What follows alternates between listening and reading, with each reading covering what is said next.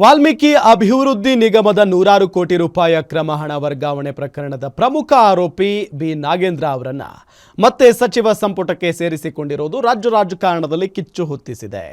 ಈ ವಿಚಾರವನ್ನೇ ಅಸ್ತ್ರವಾಗಿಸಿಕೊಂಡು ಸದನದ ಒಳಗೆ ಮತ್ತು ಹೊರಗೆ ಬೃಹತ್ ಹೋರಾಟಕ್ಕೆ ವಿಪಕ್ಷಗಳು ಪ್ಲಾನ್ ಮಾಡಿವೆ. ಈ ಕುರಿತ ಒಂದು ವರದಿ ಇಲ್ಲಿದೆ.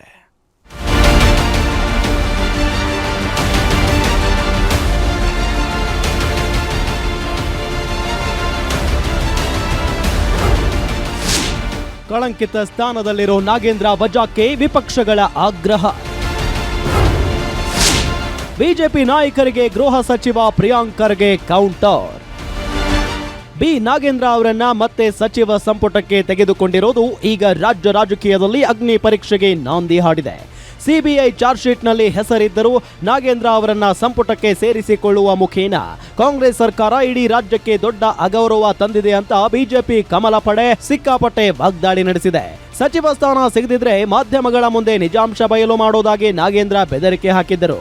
ಈ ಬ್ಲಾಕ್ ಮೇಲ್ ತಂತ್ರಕ್ಕೆ ಹೆದರಿ ಕಾಂಗ್ರೆಸ್ ನಾಯಕರು ಮತ್ತೆ ಮಂತ್ರಿ ಪಟ್ಟ ಕೊಟ್ಟಿದ್ದಾರೆ ಅನ್ನೋದು ವಿಪಕ್ಷಗಳ ಪ್ರಮುಖ ಆರೋಪವಾಗಿದೆ. ಈ ಥರ ಕಳಂಕಿತ ಸಿಬಿಐ ಕೇಸು ಮತ್ತು ಕೋರ್ಟ್ ಆದೇಶವನ್ನು ಉಲ್ಲಂಘನೆ ಮಾಡಿ ಡೆಲ್ಲಿ ಬೇರೆ ಬೇರೆ ಕಡೆ ಓಡಾಡಿರುವಂಥ ದಾಖಲೆಗಳು ಕೂಡ ಒಂದೊಂದೇ ಹೊರಗಡೆ ಬರ್ತಾ ಇದೆ. ಸೊ ಕೋರ್ಟ್ ಆದೇಶನೂ ಉಲ್ಲಂಘನೆ ಮಾಡಿ ಮತ್ತು 187 ಕೋಟಿ ಬಡವರ ದುಡ್ಡನ್ನು, STಗಳ ದುಡ್ಡನ್ನು, ದಲಿತರ ದುಡ್ಡನ್ನು ತಿಂದಿರುವಂಥವ್ರು, ದಲಿತರ ಅಮೌಂಟ್ ತಿಂದಿರುವಂಥವ್ರು ಯಾವುದೇ ಕಾರಣಕ್ಕೂ ಕ್ಯಾಬಿನೆಟ್ಟಲ್ಲಿ ಇರೋಕ್ಕೆ ಯೋಗ್ಯತೆ ಇರಲ್ಲ. ಆದ್ದರಿಂದ ಮೋಸ್ಟ್ಲಿ ಸಿದ್ದರಾಮಯ್ಯನವರು, DK ಶಿವಕುಮಾರ್ ಅವರು ನಾಗೇಂದ್ರ ಬೆದರಿಕೆ ಹಾಕಿದ್ದಾರೆ ಅಂತ ಅವ್ರನ್ನ ಸೇರಿಸ್ಕೊಂಡಿದ್ದಾರೆ. ಇತ್ತ ಬಿಜೆಪಿ ರಾಜ್ಯಾಧ್ಯಕ್ಷ BY ವಿಜಯೇಂದ್ರ ಸಹ ಸರ್ಕಾರದ ಈ ನಿರ್ಧಾರದ ವಿರುದ್ಧ ಪ್ರಚಂಡ ಸಿಡಿಗುಂಡು ಸಿಡಿಸಿದ್ದಾರೆ. 100 ಕೋಟಿ ಲೂಟಿ ಹೊಡೆದ ವ್ಯಕ್ತಿಯನ್ನ ಮತ್ತೆ ಸಂಪುಟಕ್ಕೆ ಸೇರಿಸಿಕೊಂಡಿರೋದು ST ಸಮುದಾಯಕ್ಕೆ ಕಾಂಗ್ರೆಸ್ ಸರ್ಕಾರ ಮಾಡಿದ ನಂಬಿಕೆ ದ್ರೋಹ ಅಂತ ಕಿಡಿಕಾರಿದ್ದಾರೆ. ಹೈಕಮಾಂಡ್ ತಲೆಗೆ ಗನ್ನಿಟ್ಟು ಸಚಿವ ಸ್ಥಾನ ಗಿಟ್ಟಿಸಿಕೊಳ್ಳಲಾಗಿದೆ ಅನ್ನೋದು ಬಿಜೆಪಿಯ ನೇರ ಅಸ್ತ್ರವಾಗಿದೆ. ಮಾಜಿ ಸಚಿವನ ವಿರುದ್ಧ ಇಂಥ ಗಂಭೀರವಾಗಿರುವಂತಹ ಭ್ರಷ್ಟಾಚಾರ ಆರೋಪ ಇದ್ದಾಗ ಒಂದಲ್ಲ ಎರಡಲ್ಲ 100 ಕೋಟಿ ರೂಪಾಯಿಗಳನ್ನು ಪರಿಶಿಷ್ಟ ಪಂಗಡದ ಅಭಿವೃದ್ಧಿಗೆ ಆ ಮಕ್ಕಳಿಗೆ ಮೀಸಲಿಟ್ಟಿರ್ತಕ್ಕಂಥ ಹಣವನ್ನು ಲೂಟಿ ಹೊಡೆದಿರ್ತಕ್ಕಂಥ ವ್ಯಕ್ತಿಯನ್ನು ಮತ್ತೆ ಹೊತ್ತು ಕ್ಯಾಬಿನೆಟ್ಗೆ ಹ್ಯಾಕ್ ತೆಗೆದುಕೊಳ್ಳೋದಕ್ಕೆ ಸಾಧ್ಯ? ಮುಖ್ಯಮಂತ್ರಿಗಳಿಗೆ ಏನಂತ ಒತ್ತಡ ಇತ್ತು? ಮುಖ್ಯಮಂತ್ರಿಗಳ ಮೇಲೆ ಆಗಲಿ ACC ಮೇಲೆ ಆಗಲಿ ಅಂಥ ಏನು ಒತ್ತಡ ಇತ್ತು? ನಮಗೆ ಇರುವಂಥ ಮಾಹಿತಿ ಪ್ರಕಾರ ಅವರು ಏನು ನಾಗೇಂದ್ರ ಅವರು ಕಾಂಗ್ರೆಸ್ ಹೈಕಮಾಂಡನ್ನು ಕೂಡ ಬ್ಲ್ಯಾಕ್ ಮೇಲ್ ಮಾಡಿದ್ದಾರೆ, ಹೆದರಿಸಿದ್ದಾರೆ.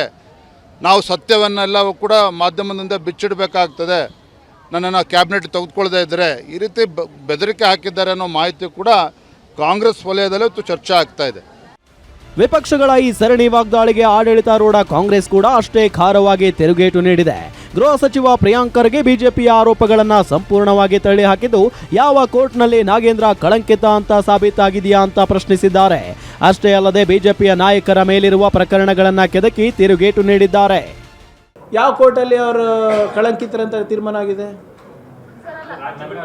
ಯಾವುದರಲ್ಲಿ? ಈಗ ಕಳಂಕಿತರಾದರೆ ಮತ್ತೆ ನೀವು ಇವರಿಗೆಲ್ಲ ಯಾಕಪ್ಪ ಟಿಕೆಟ್ ಕೊಟ್ರಿ? ಬಳ್ಳಾರಿದಲ್ಲಿ ಇದ್ದಂಥವ್ರಿಗೆಲ್ಲರಿಗೂ ಜನಾರ್ದನ್ ರೆಡ್ಡಿ ಅವ್ರದ್ದು ಪ್ರೂವ್ ಆಗಿದೆ ಅಲ್ಲ, ನಿಮ್ಮ ಶ್ರೀರಾಮ್ಲು ಅವ್ರದ್ದು ಪ್ರೂವ್ ಆಗಿತ್ತಲ್ಲ. ಮತ್ತು ಈಗ ಯಾರ್ಯಾರು ಪಾಕ್ಸ್ಕೋನಲ್ಲಿದ್ದಾರೆ ಗೊತ್ತಲ್ಲ, ಯಾರ್ಯಾರು ಅಕ್ಯೂಸ್ಡ್ ಇದ್ದಾರೆ ನಿಮ್ಮ ಸ್ಟ್ಯಾಚ್ಯೂ ಇದರಲ್ಲಿ, ನಿಮ್ಮ ಕರಾವಳಿ ಪ್ರದೇಶದಲ್ಲಿ. ಆದರೆ ಅವರೆಲ್ಲ ಕಳಂಕಿತರ ಅಲ್ವಾ? ತಗೊಳ್ಳಿ ಇವರೇ, ಇಲ್ಲ ಏನು ಕಳಂಕಿತರಂತ ಒಪ್ಪಿಲ್ಲ CM ಅವರು, ಹಿಂದಿನ CM ಅವರು. ಸರ್ಕಾರಕ್ಕೆ ಮುಜುಗರ ಆಗಬಾರ್ದು ಅಂದ್ಬಿಟ್ಟು ನಾಗೇಂದ್ರ ಅವರು ರಾಜೀನಾಮೆ ಕೊಟ್ಟಿದ್ದವಾಗ. ಈಗ ವಾಟ್ ಎವರ್ ಇಟ್ ಈಸ್ ಇಲ್ಲಿ ನಮ್ಮ CID ಅವ್ರು ಕೊಟ್ಟಿದ್ದಾರಲ್ಲ. ಒಟ್ಟಿನಲ್ಲಿ ಬಿ ನಾಗೇಂದ್ರ ಅವರ ಸಂಪುಟ ಮರು ಸೇರ್ಪಡೆ ಕಾಂಗ್ರೆಸ್ ಸರ್ಕಾರಕ್ಕೆ ನುಂಗಲಾರದ ಬಿಸಿ ತುಪ್ಪವಾಗಿ ಪರಿಣಮಿಸಿದೆ. ಖಾತೆ ಹಂಚಿಕೆ ಗೊಂದಲದ ನಡುವೆಯೇ ವಿಪಕ್ಷಗಳು JDS ಜೊತೆಗೂಡಿ ಈ ಬಾರಿಯ ಅಧಿವೇಶನದಲ್ಲಿ ಬೃಹತ್ ಸಮರಕ್ಕೆ ಮುಹೂರ್ತ ಬಿಟ್ಟಿವೆ. ಬ್ಲಾಕ್ ಮೇಲ್ ತಂತ್ರದ ಆರೋಪಕ್ಕೆ ಗುರಿಯಾಗಿರುವ ಸರ್ಕಾರ ಸದನದಲ್ಲಿ ವಿಪಕ್ಷಗಳ ಈ ದಾಳಿಯನ್ನ ಹೇಗೆ ಎದುರಿಸಲಿದೆ ಅನ್ನೋದನ್ನ ಕಾದು ನೋಡಬೇಕಿದೆ. ಕವನ Shivanna, political bureau, guarantee news, Bengaluru.